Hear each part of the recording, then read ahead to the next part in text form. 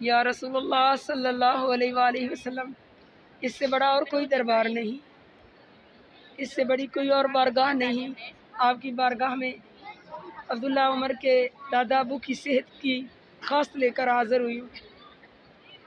ان کی دادی اماں کو اور دادا ابو کو کبھی کسی کا محتاج نہ کرنا۔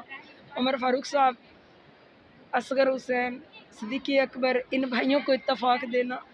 یا رسول اللہ صلی اللہ علیہ وسلم، ان کی اولادوں کو صحت اور زندگی دینا، ان کے گھروں کو آباد کرنا۔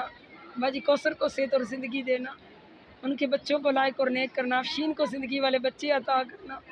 یا رسول اللہ صلی اللہ علیہ وسلم، ان بچیوں کے نصیب اچھے کرنا۔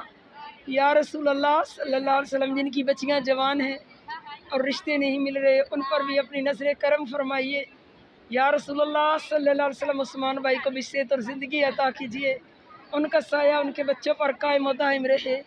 یا رسول اللہ صلی اللہ علیہ وسلم، ان کو بار بار اپنے اس گھر کی، اس در کی زیارت نصیب کیجیے۔